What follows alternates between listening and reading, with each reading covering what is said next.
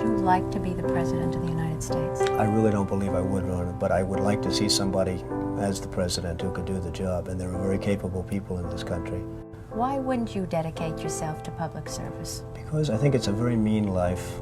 I would love and I would dedicate my life to this country, but I see it as being a mean life, and I also see it as somebody with strong views and somebody with the kind of views that are maybe a little bit unpopular, which may be right, but may be unpopular, wouldn't necessarily have a chance of getting elected against somebody with no great brain but a big smile. I know people have talked to you about whether or not you want to run. Would you ever?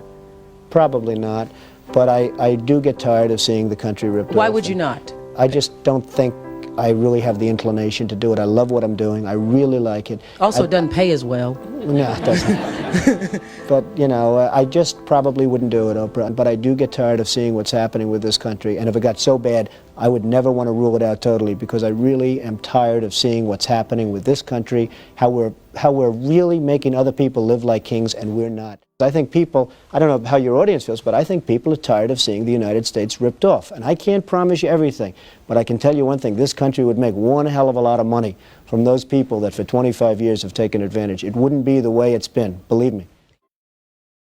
But you might be classified as an Eastern Republican. Fair? Well, I guess you could say that, yes. Which means kind of a Rockefeller, Chase Manhattan Republican? I never thought of it in those terms. How do you define it? Are you a Bush Republican? No, I think I'm really, the people that I do best with are the people that drive the taxis. You know, wealthy people don't like me because I'm competing against them all the time, and they don't like me, and I like to win. The fact is, I go down the streets of New York, and the people that really like me are the taxi drivers and the workers, etc., etc. I mean, I really get a great response. Why are you a Republican? I have no idea. I mean, I am a Republican because I just believe in certain principles of the Republican Party. You have flirted with the idea of politics. Now you're here at your first national convention. Does that get you interested in possibly making the plunge? Now you have to tell me something. Who told you I flirted? Well, I didn't know that I flirted with. Well, you took out full-page ads in the New York Times to talk about your foreign policy. Some people would say... I do feel very strongly about the country. I love the country. I know from a common sense financial standpoint that something has to burst.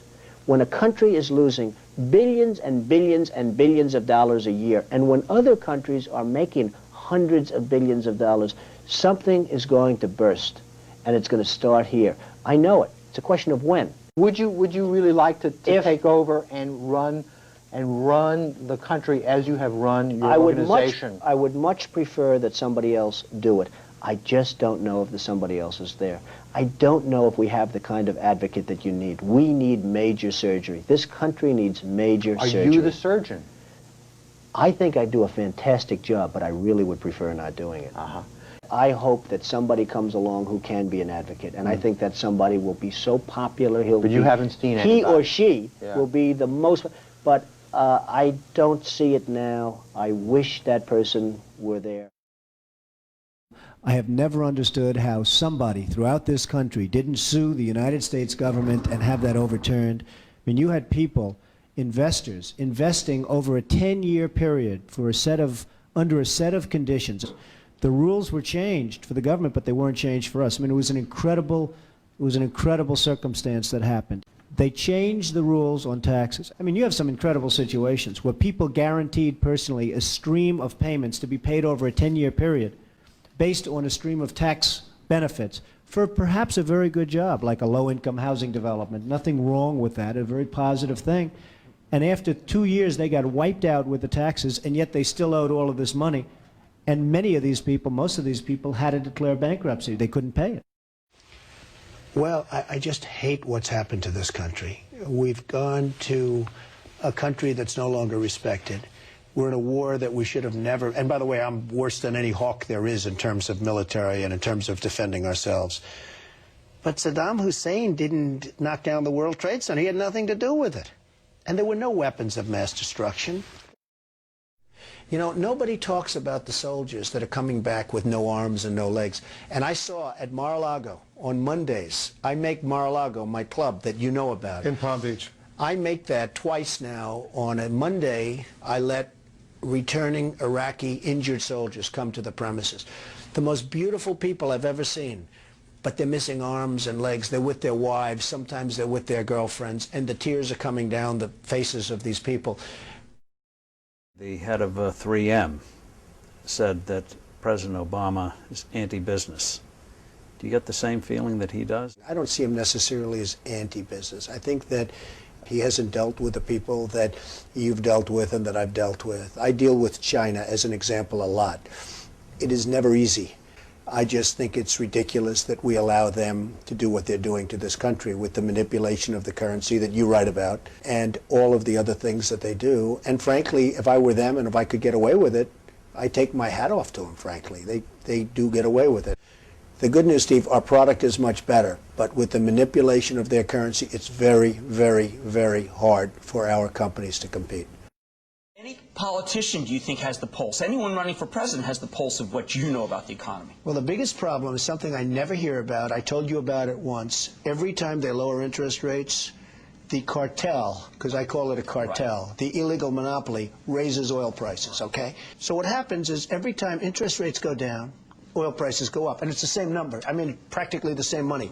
So they lower it, they raise it, they lower it, they raise it. Now you have oil that's close to 100, going to be over 100, and nobody in this country calls and says, get that damn oil price down. You get it down. But I have to tell you that our country is in serious, serious trouble. We owe $17 trillion. We have deficits that nobody can even comprehend. China, which I've been talking about for the last 5 years, they just devalued their currency. And the reason they did it, and everybody was surprised by it, was because our leadership is so weak and so pathetic that they can get away with it. And believe me, they're taking our jobs, and they're taking them big league. You look at other countries, they're all doing the same thing. They have no respect for our leader, and frankly, they have no respect any longer for our great country. And it's so simple to solve. What we need is a strong economy. What we need is jobs. Now you look at what's going on with Afghanistan. So they make a deal, and I'm not advocating stay, because frankly, I want to build this country. I want to build these schools. I don't want to build a school in Afghanistan, a road going to the school, watch it get built up and then blown up 4 times, and they keep rebuilding and rebuilding. And you go to Brooklyn, New York, and you can't have schools. You go to Iowa, you can't. You go to wherever you go, and you can't have schools. Because we don't have any money, because we're spending it in other places where, frankly, they don't want us, and I don't want them. And it's amazing. Our country is in serious trouble. We don't have victories anymore. The U.S. has become a dumping ground for everybody else's problems. We spent $2 trillion in Iraq. $2 trillion. We lost thousands of lives, and we have nothing. We can't even go there. We have nothing. Last quarter, it was just announced, our gross domestic product, a sign of strength, right? But not for us. It was below 0. Who ever heard of this? And our real unemployment is anywhere from 18 to 20%. Don't believe the 5.6. Don't believe it. Our enemies are getting stronger and stronger by the day, and we as a country are getting weaker. We have a disaster called the Big Lie, Obamacare. Yesterday it came out that costs are going for people up 29, 39, 49, and even 55%. It is a disaster. So I've watched the politicians. I've dealt with them all my life. They will never make America great again. They don't even have a chance. They're controlled fully by the lobbyists, by the donors, and by the special interests. We need a leader that can bring back our jobs, can bring back our manufacturing, can bring back our military, can take care of our vets. Our vets have been abandoned. We need somebody that can take the brand of the United States and make it great again. I will tell you, I love my life. I have a wonderful family. They're saying, Dad, you're going to do something that's going to be so tough. You know, all of my life I've heard that a truly successful person, a really, really successful person, and even modestly successful, cannot run for public office. Just can't happen. And yet that's the kind of mindset that you need to make this country great again. So, ladies and gentlemen, I am officially running for President of the United States, and we are going to make our country great again.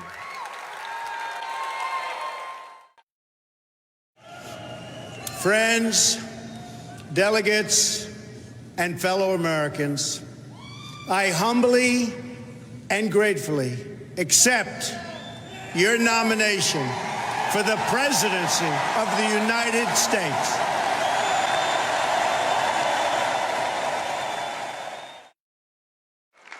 Working together, we will begin the urgent task of rebuilding our nation and renewing the American dream. I've spent my entire life in business looking at the untapped potential in projects and in people all over the world. That is now what I want to do for our country. We're going to get to work immediately for the American people. Again, it's my honor. It was an amazing evening. It's been an amazing 2-year period. And I love this country. Thank you. Thank you very much. January 20th, 2017 will be remembered as the day the people became the rulers of this nation again. The oath of office I take today is an oath of allegiance to all Americans. We assembled here today are issuing a new decree to be heard in every city, in every foreign capital, and in every hall of power. From this day forward, a new vision will govern our land. From this day forward, it's going to be only America first. America first. Every decision on trade, on taxes, on immigration, on foreign affairs will be made to benefit American workers and American families. I will fight for you with every breath in my body, and I will never, ever let you down. Together, we will make America strong again. We will make America wealthy again. We will make America proud again. We will make America safe again. And yes, together, we will make America great again. Thank you, God bless you, and God bless America. Thank you.